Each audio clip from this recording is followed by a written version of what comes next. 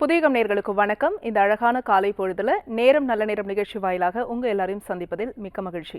இன்றைக்கு நம்ம நேரம் நல்ல நேரம் நிகழ்ச்சியில நமக்கு இருக்கக்கூடிய பல்வேறு ஜோதிடம், ஜாதகம், ஆன்மீகம் சார்ந்த கேள்விகளுக்கும் சந்தேகங்களுக்கும் ஒரு நல்ல வழிகாட்டியாக இன்றைய தினம் இணைந்திருக்கிறார் வெற்றிலை பிரசன்ன ஜோதிடர் திரு முத்துக்குமார் அவர்கள். அவரை நிகழ்ச்சிக்கு வரவேற்றலாம். சார் வணக்கம். வணக்கம். எல்லாமல்ல என் குலதெய்வம், என் குருநாதர், என் தாய் தந்தையுடைய பொறுப்பாதங்களை வணங்கொண்டு நிகழ்ச்சி ஆரம்பிக்கலாம். இப்போ 2026 இருக்கும். தமிழ் புத்தாண்டு பிறக்கவிருக்கு. ஏற்கனவே வாக்கிய பஞ்சாங்கப்படி சனி பயிற்சி ஆகியிருக்கு.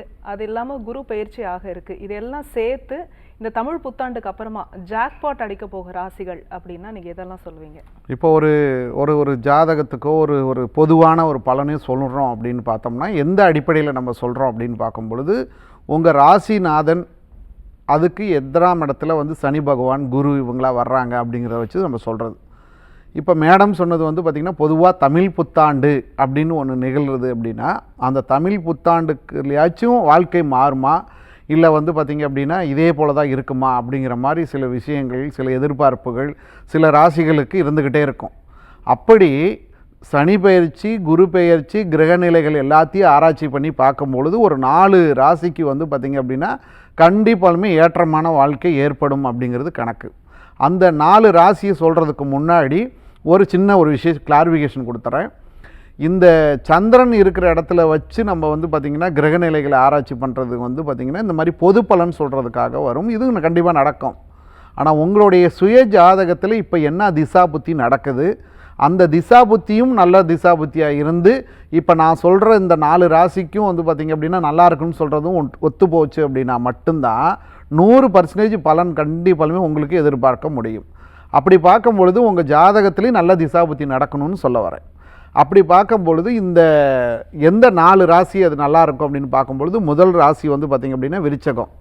அப்போ விருச்சகத்துக்கு இதுக்கு முன்னாடி அர்த்தாஷ்டம சனி, சரிங்களா, ராசிக்கு பார்த்திங்கன்னா 8ல் குரு இருந்தது. இதெல்லாம் பார்த்திங்க அப்படின்னா உடல் ஆரோக்கியம், முதல் விஷயம் உடல் ஆரோக்கியத்தை கெடுக்கிறது, இல்லைனா ஒரு மங்களகரமான விஷயங்கள் தடை தாமதங்கள் பண்ணுறது, சுப விரயங்களுக்கு செலவு பண்ணுற மாதிரியே வாழ்க்கையை ஓடிக்கிட்டு இருந்தது. இதெல்லாம் நடந்துட்டு இருந்திருக்கும்.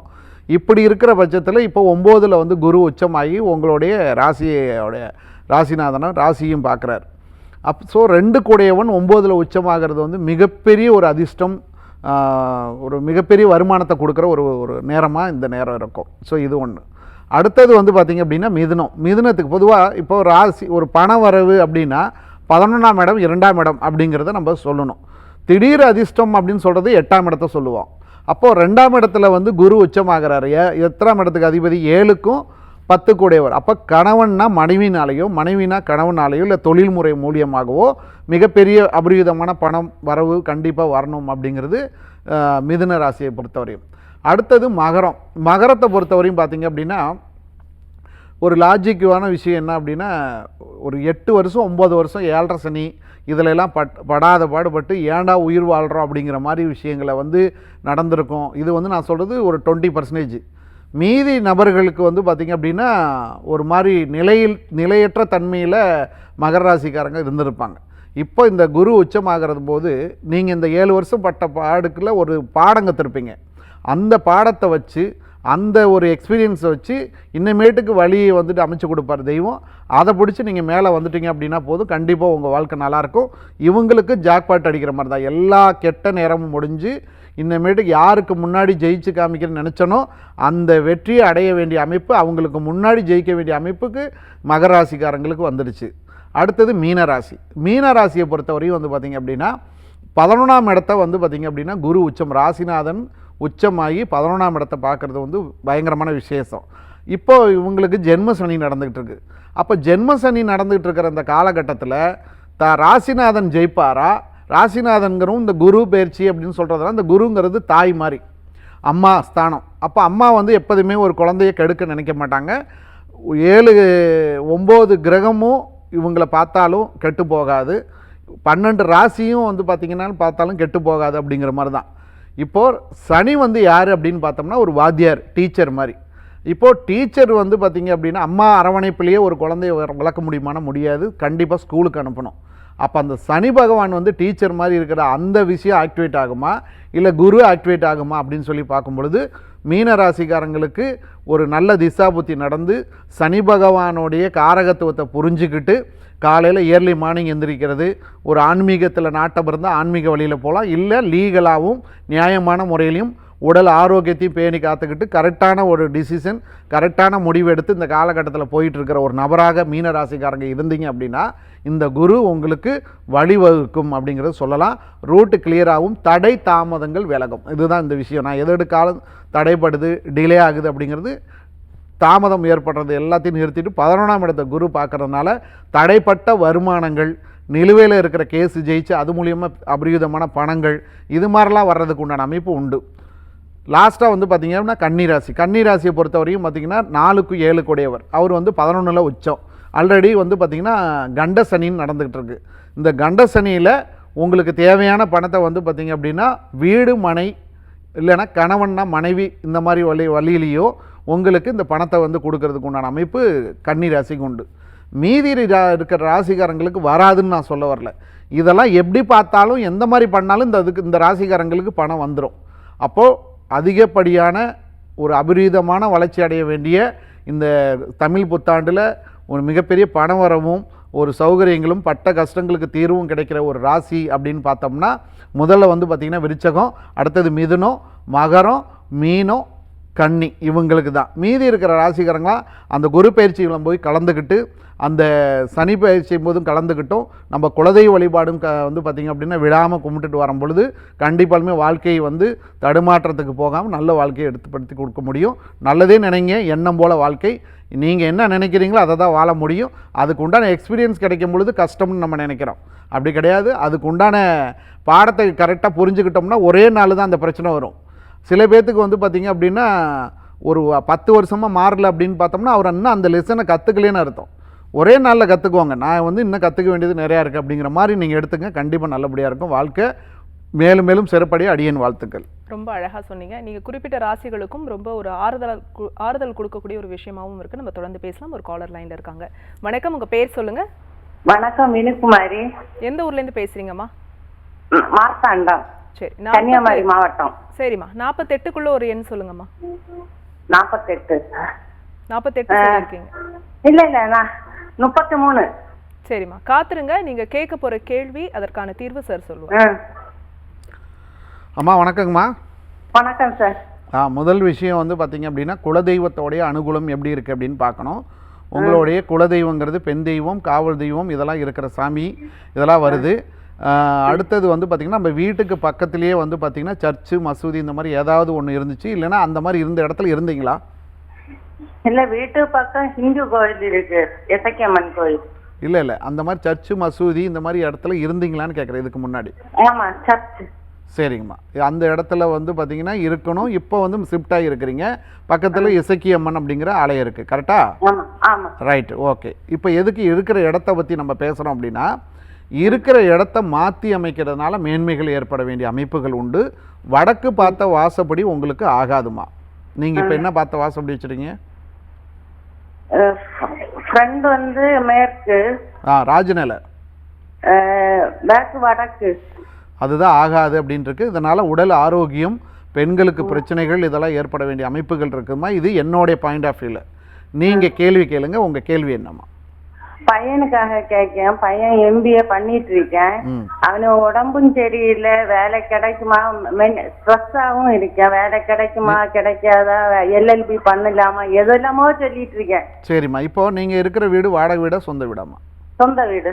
சரிம்மா, இப்போ அந்த வீட்டில் வந்து உங்கள் குலதெய்வ கோயிலேருந்து எலுமிச்சம்பழம் இதெல்லாம் சாமியிலேருந்து கொண்டு வந்து வச்சு ஒரு ஐயரை வச்சு ஒரு சிம்பிளாக வந்து கணபதி ஹோமம், நவகிரகம், சுதர்சன ஹோமம் அப்படின்னு ஒரு ஹோமங்கள் பண்ணிக்கோங்க. சரிங்களா? ஏன்னா நம்ம இருக்கிற இருப்பிடம் வந்து பார்த்திங்கன்னா தெய்வ அனுகூலம் பரிபூர்ணமாக கிடைக்கிற மாதிரி அமைப்புகள் வரணும். இந்த நேரம் ஜூன் 1ஆம் தேதியிலேருந்து உங்களுக்குள்ள தெய்வத்தோடைய அனுகூலம் பரிபூர்ணமாக கிடைக்க வேண்டிய அமைப்பு இருக்கனால அந்த தடைகள் விலகிறதுக்கு இதை நீங்கள் பண்ணிக்கோங்க. இது வந்து கம்மியான காசில் பண்ணிக்கோங்க, போதும். சரிங்களா? அப்படி தடையை விலகிறதுக்கு வீடு வந்து கிளியர் ஆயிடுச்சு. குலதெய்வ வழிபாடை தொடர்ந்து உங்கள் பையனை வந்து 3 அமாவாசை 3 பௌர்ணமிக்கு போயிட்டு வர சொல்லுங்கள். அடுத்த இந்த 3 அமாவாசை 3 பௌர்ணமி முடிகிறதுக்குள்ளே அவருக்கு வாழ்க்கையில் எதை நோக்கி போகிறாரோ அது கண்டிப்பாக நடக்கும். கவலைப்படாத. மிகப்பெரிய ஒரு தடைகள் இருக்கிற விஷயங்கள் இதில் வரலம்மா. குலதெய்வ வழிபாடையும் வீட்டையும் சரி பண்ணிங்க, நல்லதே நடக்கும். நன்றிம்மா. வணக்கம், உங்கள் பேர் சொல்லுங்கள். ஹலோ, வணக்கம் மேடம். வணக்கம் சார், உங்க பேரு எந்த ஊர்ல இருந்து? மேடம் என் பேர் ஹரிகரன் மேடம். நான் வந்து ஈரோட்ல இருந்து பேசுறேங்க. சரிங்க, 48க்குள்ள ஒரு எண் சொல்லுங்க. 28 மேடம். காத்துருங்க சார், நீங்க கேட்க போற கேள்வி அதற்கான தீர்வு சார் சொல்லுவார். வணக்கம் பிரதர். ஐயா வணக்கங்க ஐயா. வணக்கம் வணக்கம். முதல் விஷயம் வந்து குலதெய்வத்தோடைய அனுகூலம் நல்லா இருக்கா அப்படின்னு பார்க்கணும். உங்களுக்கு குலதெய்வங்கிறது பெண் தெய்வம், காவல் தெய்வம், அக்னியில், அதாவது ஒரு பெண் வந்துட்டு உங்கள் பரம்பரையில் இறந்து போனவங்கள தெய்வமாக எடுத்து கும்பிடணும் அப்படிங்கிற அளவுக்கு உண்டான சாமியும் இருக்குது அப்படிங்கிறது கணக்கு வருதுங்க. உங்களுடைய குலதெய்வம், பெண் தெய்வம், காவல் தெய்வம், இது ஒன்று. ரெண்டாவது உங்கள் பேர், உங்கள் அப்பா பேர், அப்பாவோட அப்பா பேர் யாராச்சும் ஒருத்தருக்கு இந்த கந்தசாமி, ராமசாமி, சாமின்னு முடிகிற மாதிரி பேர் வரும். அப்படி இல்லை அப்படின்னா சிவனுடைய பேர் வரும் அப்படிங்கிற கணக்கு இருக்குது. யார் உங்கள் வீட்டில் அப்படி இருக்கா? உங்கள் அப்பா பேர் சேகருங்க ஐயா. அப்புறம் எங்க தாத்தா அவர் பேரு முனியப்பா. உங்க பேரு? என் பேரு வந்து தீபக்குங்க ஐயா. இது ஹரிகரன் ஐயா. சாரி, ஹரிகரன். ஓகே. இப்போ உங்க வீட்டுல சிம்ம ராசி, மீன ராசி, இதுல யார் இருக்கா? சிம்ம ராசி எங்க அம்மாவுக்கு ஐயா, துலா ராசிங்க. ரைட்டுங்க. இப்போ எதுக்கு இதெல்லாம் சொல்லி? மீனராசிங்க ஐயா, எங்க அப்பாவுக்கு மீனராசிங்க ஐயா. ரைட்டுங்க. இப்போ எதுக்காக இந்த விஷயத்தை சொல்றோம் அப்படின்னா, நீங்க நான் கேட்ட அந்த இதுல பேரு வந்து சாமியோட பேரு இதெல்லாம் வந்திருந்தாலோ, இல்லை நான் சொன்னபடி அந்த இதில் வந்திருந்தாலோ ஒரு தவறான நெகட்டிவான விஷயங்கள் நடந்திருக்கணும் அப்படிங்கிற அளவுக்கு சொல்லலாம். அப்படின்னா என்ன அர்த்தம்னா, அப்பாவுக்கு நல்லா இல்லை அப்படிங்கிறது கருத்து. சரியா? ஆமாங்க ஆமாங்க. உங்க அப்பா அதுக்காகத்தான் இதை சூசகமாக கண்டுபிடிக்கணுங்கிறதுக்காக தான் இந்த விஷயத்த சொல்லிட்டு இருக்கிறோம். பரவாயில்ல. இப்போ உங்க வீட்டில் அந்த மாங்கல்யம் வந்து என்ன பண்ணீங்க? மாங்கல்யமையா? மாங்கல்யம் ஒன்றும் அமையலைங்க எனக்கு. இல்லை இல்லை, உங்க அம்மாவோட மாங்கல்யம் இருந்துச்சு இல்லையா? ஆமாங்கய்யா. அதை என்ன பண்ணீங்க? அது அவங்க என்ன பண்ணாங்கன்னு தெரியலைங்கய்யா. சரிங்க, அதை கொஞ்சம் கேட்டு அதை யாருக்கு இது பண்ணாங்களோ அவங்களுக்கு தான் அந்த இதை கொடுக்கணும். திருப்பதிக்கு வேண்டியதான் சொன்னாங்க. அது மாதிரி போடக்கூடாதுங்க. அது மாதிரி போடக்கூடாது.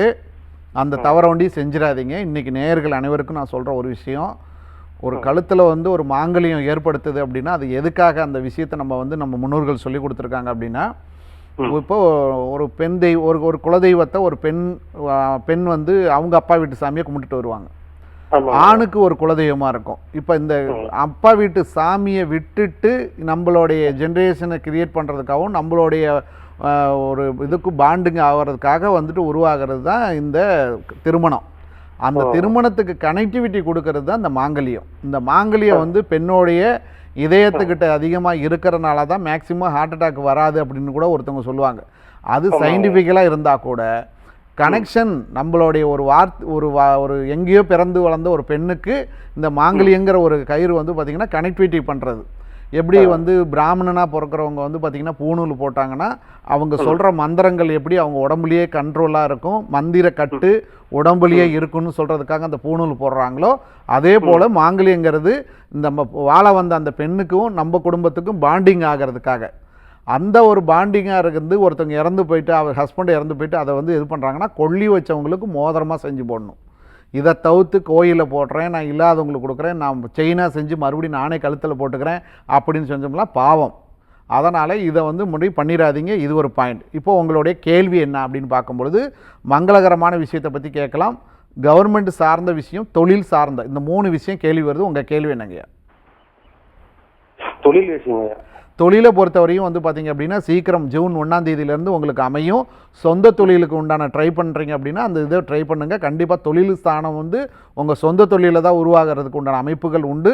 ட்ரை பண்ணி பாருங்கள், கண்டிப்பாக நல்லது நடக்கும். இல்லைனா அப்பா முன்னோர்கள் செய்த தொழிலை நீங்கள் கண்டினியூ பண்ணலாம், மிகப்பெரிய வளர்ச்சி அடையும், நல்லதே நடக்கும்யா. குலதெய்வ வழிபாடை சிறப்பாக செய்யுங்க, நல்லதே நடக்கும். நன்றிங்க. நன்றி அழைத்தமைக்கு. அடுத்த அழைப்பாளர் யாருன்னு பார்க்கலாம். வணக்கம், உங்கள் பேர் சொல்லுங்கள். வணக்கம்மா, உங்கள் பேர் எந்த ஊர்லேருந்து? இணைப்பில் இருக்கீங்க, தொடர்ந்து பேசுங்க. உங்க பேர் சொல்லுங்க. டிவி பார்க்காதீங்க, போன்ல பேசுங்க. உங்க பேரு எந்த ஊர்ல இருந்து? கருப்பசாமி. எந்த ஊர்ல இருந்து பேசுறீங்க ஐயா? விருதுநகர் மாவட்டம். சரி, டிவி வால்யூம் குறைச்சிடுங்க. 48க்குள்ள ஒரு எண் சொல்லுங்க. 5. காத்துருங்க சார், நீங்க கேட்க போற கேள்வி அதற்கான தீர்வு சார் சொல்லுவார். டிவி வால்யூம் குறைச்சிடுங்க சார். சரி மேடம். ஐயா வணக்கம் ஐயா. விருதுநகர் மாவட்டம். அல்ல ஐயா, நீங்கள் டிவியை வந்து மியூட் பண்ணிடுங்க, ஃபுல்லாக குறைச்சிடுங்க, இல்லைன்னா இது பண்ணிடுங்க, இல்லைன்னா இங்கே பேசவே முடியாது. சரி மேடம். ரைட். இப்போ முதல் விஷயம் நீங்கள் வந்து 5 நம்பர் சொல்லியிருக்கிறீங்க. உங்களுடைய குலதெய்வம் அப்படிங்கிறது பெண் தெய்வம், காவல் தெய்வம் இதெல்லாம் இருக்குது. சிவனுடைய அம்சம் பெற்றதோ முருகனுடைய அம்சம் பெற்றதோ 2வது சுட்டு தெய்வமாக கும்பிடணும் அப்படிங்கிற அமைப்பு இருக்குது. உங்கள் குலதெய்வம் பேர் சொல்லுங்கய்யா. ஓ, இருளப்பச்சாமி. ரைட்டுங்க. உங்களுடைய கேள்வி வந்து பெண் சம்மந்தப்பட்ட கேள்வி, உடல்நிலை ஆரோக்கியம் சம்மந்தப்பட்ட கேள்வி, இடம் விட்டு இடம் மாறுதல் சம்மந்தப்பட்ட கேள்வி கேட்கணும் அப்படிங்கிறது பிரசனத்தில் வந்திருக்கு. உங்கள் கேள்வி என்னங்க? கேள்வி இடவட்ட தொழில் இல்ல, பையன் வந்து ஒரு மாதிரியா கல்யாணம் பண்ணிட்டா. சரிங்க. பையன் வந்து தான் விரும்பி தான் கல்யாணம் பண்ணிப்பாருங்கய்யா. சொந்த பந்தம் இல்லைனா விரும்பி கல்யாணம் பண்ணுற அமைப்பு தான் இருக்குது. 30 வயசுக்கு முன்னாடி கல்யாணம் பண்ணால் 2 தார தோஷம்னு ஏற்படும். சரிங்களா? அதனால் குலதெய்வ வழிபாடை வந்து சிறப்பாக செஞ்சுட்டு வாங்க. அருகில் இருக்கிற வந்து பார்த்திங்க அப்படின்னா திருமண கோலத்திலேயோ இல்லை திருக்கல்யாணம் நடக்கிற ஸ்தலங்களுக்கு நைட்டு 8 மணிக்கு நடக்கிற அர்த்தசாம பூஜையில் போய் கலந்துக்க சொல்லுங்கள் தொடர்ந்து. அது கண்டிப்பாலுமே நல்ல மாற்றத்தை கொடுக்குங்க. நன்றிங்க. வணக்கம், உங்கள் பேர் சொல்லுங்கள். வணக்கம் மேடம், நான் விருதுநகர் மாவட்டம் அருப்புக்கோட்டையிலேருந்து பேசுகிறேன் மேடம். சரிம்மா, உங்கள் பேர்? என் பேர் மைதிலி மேடம். சரி, 48க்குள்ளே ஒரு எண் சொல்லுங்கம்மா. 18 மேடம். காத்துருங்கம்மா, நீங்கள் கேட்க போகிற கேள்வி அதற்கான தீர்வு சார் சொல்லுவார். ஓகே அம்மா வணக்கங்கம்மா. வணக்கம் சார். முதல் விஷயம், தெய்வத்தோடைய அனுகூலம் நல்லா இருக்கா அப்படின்னு பார்க்கணும். உங்களுக்கு குலதெய்வத்தோடைய அனுகூலத்தை கொஞ்சம் அந்த மந்த் கரெக்டாக போயிட்டு வாங்கம்மா, நல்லது நடக்கும். உங்கள் வீட்டுக்கு பக்கத்துலேயே விநாயகர் ஆலயம் இல்லைன்னா விநாயகர் சிலை வச்சு கும்பிடணுங்கிற அமைப்பு இருக்குதுமா. பக்கத்தில் அந்த கோயில் இருக்கா? ஆமாம் சார், பக்கத்துலேயே விநாயகர் கோயில் இருக்கு. ரைட்டுங்கம்மா. அடுத்தது, இதுக்கு முன்னாடி வரையும் வந்து பார்த்திங்க அப்படின்னா ஒரு ஜுவல்லாக இருக்கட்டும், ஒரு இதாக இருக்கட்டும், கடன் வாங்கியோ இல்லை அதில் வில்லங்கங்க ஏற்பட்டோ அந்த மாதிரி பிரச்சனைகள் வர வேண்டிய அமைப்புகள் உண்டு. ஆனால் இப்போ ஒரு 12 நாள் ஆச்சுமா உங்களுக்கு நல்ல நேரம்னு பிறந்து. இந்த நல்ல நேரத்தில் வந்து நகை வாங்கணும், வீடு மனை வாங்கணும், கல்யாண தடைகள் இருக்கிறதெல்லாம் தடைப்பட்ட விஷயங்கள்லாம் நல்லபடியாக இருக்கணும். முக்கியமாக வீடு மனை சம்மந்தப்பட்டது, காசு பணம் சம்மந்தப்பட்டது, மாங்கல்யம் சம்மந்தப்பட்டதில் இருந்த தடைகள் விலகிருச்சு அப்படிங்கிறது பிரச்சனை வந்துருச்சுமா. இப்போ நீங்கள் சொல்லுங்கள், உங்கள் கேள்வி என்ன? சார், நான் வந்து எனக்கு மேரேஜுக்கு தான் சார் கேட்கணும்னு கால் பண்ணேன். அப்போ நீங்கள் என்ன சொல்லுங்கம்மா, ஒரு நிமிஷம். கவர்மெண்ட் ஜாப்புக்கும் ட்ரை பண்ணிட்டு இருக்கேன் சார், ரெண்டுக்குமே தான் சார். Very good. ஃபஸ்ட்டு வந்து மேரேஜ்மா. நீங்கள் கவர்மெண்ட் வேலையை வாங்கி போட்டு தான் நான் மேரேஜ் பண்ணுவேன்னு சபதம் போட்டிங்களா? ஆமாம் சார். ஆமாம், அதனால தான் கிடைக்காம போச்சு. நீங்கள் கல்யாணம் பண்ணிட்டு ட்ரை பண்ணுங்க. சரியா? உங்களுக்கு குழந்தை பாக்கியம்னு கிடைச்சி அந்த குழந்தை பெண் குழந்தையாக பிறக்கணும்.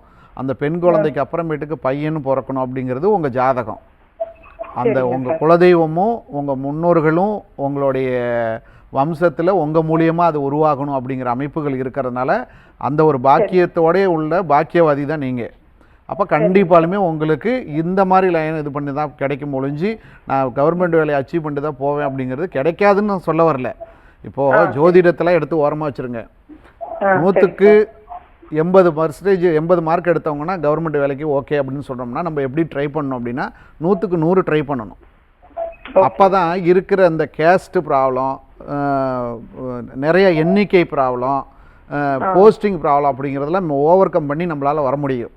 அதை விட்டுவிட்டு நான் 80 கேட்குறாங்க எனக்கு கட் ஆஃப், நான் 81 எடுத்தால் போதும் அப்படின்னு நினச்சோம் அப்படின்னா இன்றைக்கி காம்படிஷனில் தோற்று போயிடுவோம். அதனால் நீங்கள் அந்த 100 இது மட்டும் எடுக்கிறது மட்டும் ட்ரை பண்ணுங்கள். ஜோதிடமும் பார்க்க வேண்டாம், ஒன்றும் பார்க்க வேண்டாம், கண்டிப்பாக போஸ்டிங் உங்களுக்கு விழுவும். அதை மட்டும் நீங்கள் ஃபீல் பண்ணிக்கோங்க. ஒன்று, மேரேஜுங்கிறத ஏன் பண்ண சொல்கிறோம் அப்படின்னு பார்த்தோம்னா சில விஷயங்கள்லாம் கர்மாவை அழிக்கிற மாதிரி. இது கூட உங்களுக்கு கர்மா வந்து மாதிரி தான். ஏன்னா ஒரு பெண் குழந்தை பெற்றெடுக்க வேண்டிய அமைப்பு உங்கள் ஜாதகத்தில் இருக்கனால அந்த அனுகூலம் கண்டிப்பாக உங்களுக்கு வரணும்.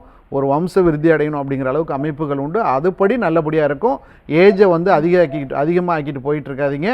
கண்டிப்பாக திருமணத்துக்கு உண்டான விஷயங்களை பண்ணுங்கள். உங்கள் கும்பிட்ற தெய்வம் உங்களுக்கு கண்டிப்பாலுமே கவர்மெண்ட் வேலை 100% உண்டு. கவலைப்படாதீங்கம்மா. நன்றிம்மா. Thank you sir. தேங்க்யூ.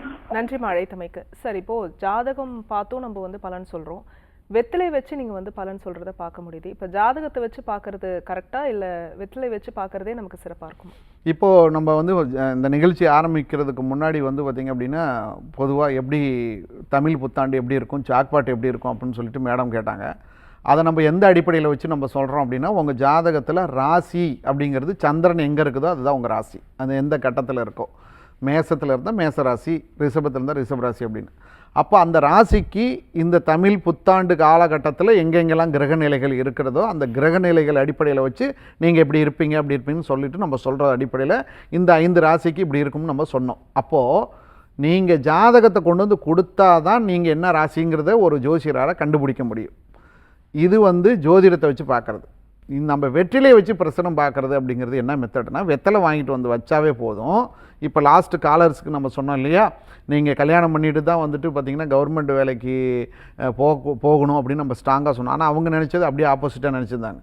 அதுபோல் அவங்களுக்கு என்ன நீடு, உனக்கு காஃபி குடிக்கணும்னா காஃபி இந்தா அப்படின்னு எடுத்து கொடுத்தோம்னா எனக்கு எப்படி காஃபி குடிக்கணும்னு தோணும், உங்களுக்கு எப்படி தெரியும் அப்படிம்பாங்களே. அதுபோல் இந்த வெற்றிலையை வச்சு பிரசனம் பார்க்கும் பொழுது உங்கள் குலதெய்வம், உங்கள் கேள்வி, என்ன விஷயத்தை கேட்க போகிறீங்க அப்படிங்கிற எல்லா விஷயமும் அது வந்துடும்.